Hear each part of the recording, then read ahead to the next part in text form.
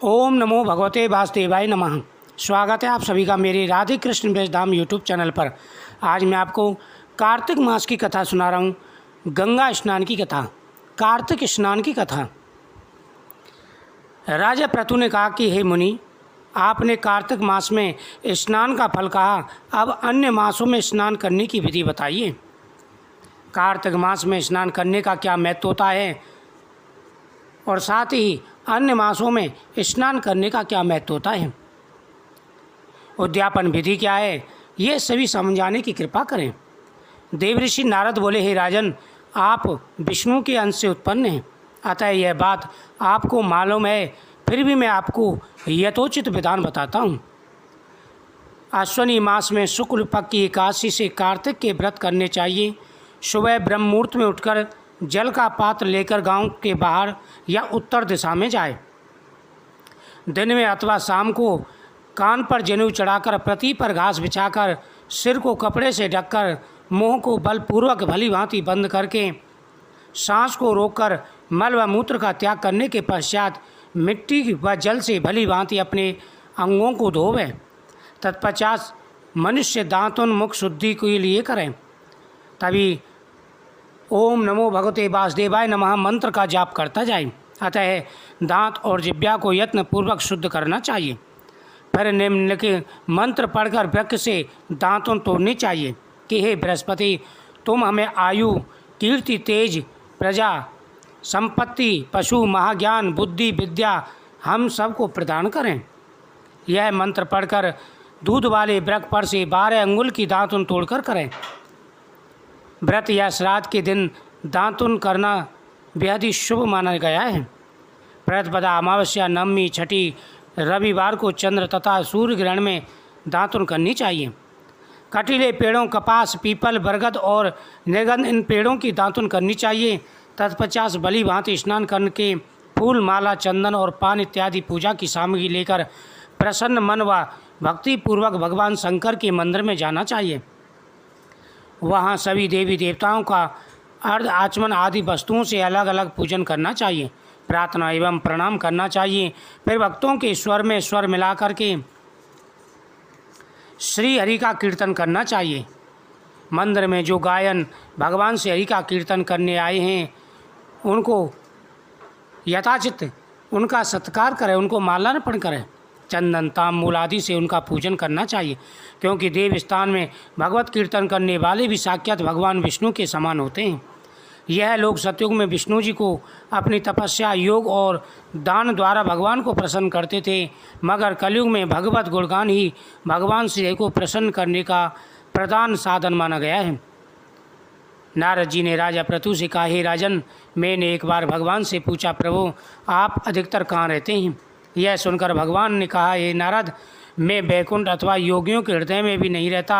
अब तो जहाँ मेरे भक्त मेरा कीर्तन करते हैं, वहाँ मैं अवश्य रहता हूँ। जो मनुष्य चंदन माला आदि से मेरे भक्तों का पूजन करते हैं, उनसे मेरी ऐसी प्रीति होती है जैसे कि मेरे पूजन से भी नहीं होती। श्री से धतूरा, गिरिजा, चमेली, केसर और कंदार का कटहल के फूलों व क्षतों से भगवान की पूजा करनी चाहिए। भगवान विष्णु को गिरीश, धतूरा, चमेली, केसर और कंदार और कटहल ये पुष्प नहीं चढ़ाने चाहिए। अड़हल, कंद, गिरीश, जूही, मालती और केवड़ा के पुष्पों से भगवान शंकर की पूजा नहीं करनी चाहिए। लक्ष्मी के इच्छुक पुरुषों को तुलसी पत्र से सूर्य नारायण की पूजा नहीं करनी चाहिए। जिन देवता में जो फूल निर्दिष्ट हैं, उन्हें उनसे पूजन नहीं करना चाहिए। यानी जिस देवता को जो फूल न अर्पण किए जाएं, उनको वह चीज़ अर्पण नहीं करनी चाहिए। हे सुरेश्वर देव, मेरे पास न मंत्र है न क्रिया, में भक्ति से ही हूँ। जो कुछ भी मैं पूजा कर रहा हूँ, आप उसे स्वीकार करें। ऐसी प्रार्थना करने के बाद दंडवत प्रणाम करके क्षमा याचना करने के बाद भगवत कीर्तन करना चाहिए, श्री हरि की कथा सुननी चाहिए और प्रसाद ग्रहण करना चाहिए। इस तरह बताई गई विधि के अनुसार मनुष्य को प्रतिदिन स्नान करना चाहिए। नारद जी ने कहा, जब 2 घड़ी रात शेष रह जाए तब तिल, कुशा, अक्षत, चंदन आदि लेकर शुद्ध होकर जलाशय पर जाएं। नहर की अपेक्षा नदी में स्नान करने से 10 गुना फल मिलता है और नदी की अपेक्षा संगम पर स्नान करने से 10 गुना फल मिलता है। और तीर्थ स्थान पर स्नान करने से इन सब से 10 गुना फल प्राप्त मिलता है। स्नान से पहले भगवान का ध्यान करके संकल्प करें, फिर तीर्थ में उपस्थित देवताओं को क्रमशः एवं आचमनीय आदि देवें। हे कमलनाथ, आपको नमस्कार है। जलसाई भगवान, आपको नमस्कार है। हे हृषिकेश, आपको प्रणाम है। मेरे दिए हुए अर्घ को आप ग्रहण करें।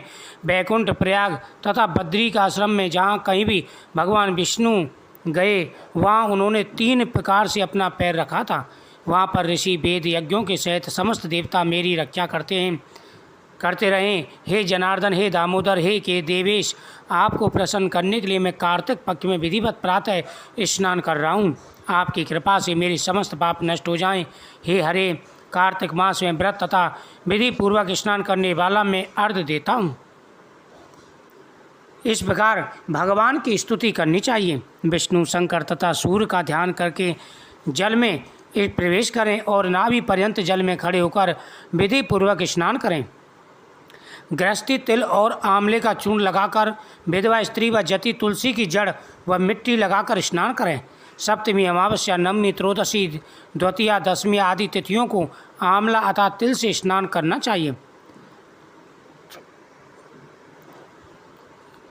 साथ ही अमावस्या, नवमी, त्रयोदशी, द्वितीया, दशमी को तिल लगाकर के स्नान नहीं करना चाहिए। स्नान करते हुए निम्न शब्द बोले, जिस भक्ति भाव से भगवान ने देवताओं के कार्य के लिए 3 प्रकार का रूप धारण किया, वही पापनाशक भगवान विष्णु अपनी कृपा से मुझे पवित्र करें। विष्णु जी की आज्ञा से कार्तिक व्रत करने वाले की सारी इंद्र आदि देवता रक्षा करते हैं, अतः वह मुझको पवित्र करें। जो व्यक्ति कार्तिक मास में स्नान करते हैं, भगवान उनके सभी मनोरथ पूरे करते हैं, क्योंकि कार्तिक मास में भगवान विष्णु जल में निवास करते हैं। इन शब्दों को कहकर स्नान करने के पश्चात हाथ में पवित्र धारण कर देवता, ऋषि, मनुष्य तथा पितरों का विधिवत तर्पण करें। जितने भी तिल तर्पण में रहते हैं उससे उतने वर्ष पर्यंत व्रती के पितृगण स्वर्ग में निवास करते हैं। तत्पश्चात व्रत करने वाला जल से निकलकर शुद्ध वस्त्र पहने और प्रातःकाल के सब कृत्यों से निवृत्त होकर पुनः भगवान विष्णु का पूजन करें। समस्त तीर्थों के सारे देवता का स्मरण करके भक्ति पूर्वक सावधान होकर चंदन, फूल और फलों सहित भगवान विष्णु को फिर अर्घ्य देवें।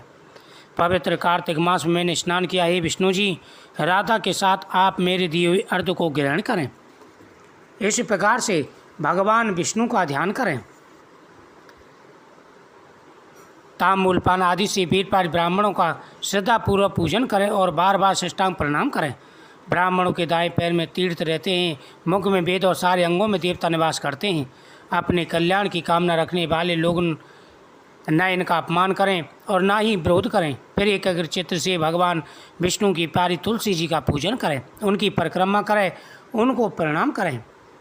हे देवी, हे तुलसी, देवताओं ने ही प्राचीन काल से तुम्हारा निर्माण किया और ऋषियों ने तुम्हारा पूजन किया। हे विष्णु की प्यारी तुलसी, आपको मैं नमस्कार करता हूँ। हे राजन, जो व्यक्ति इस प्रकार से कार्तिक मास के नियमों का पालन करते हैं उनके सभी मनोरथ पूरे हो जाते हैं। कार्तिक मास की इस कथा का श्रवण करने से व्यक्ति को कार्तिक स्नान का फल प्राप्त होता है।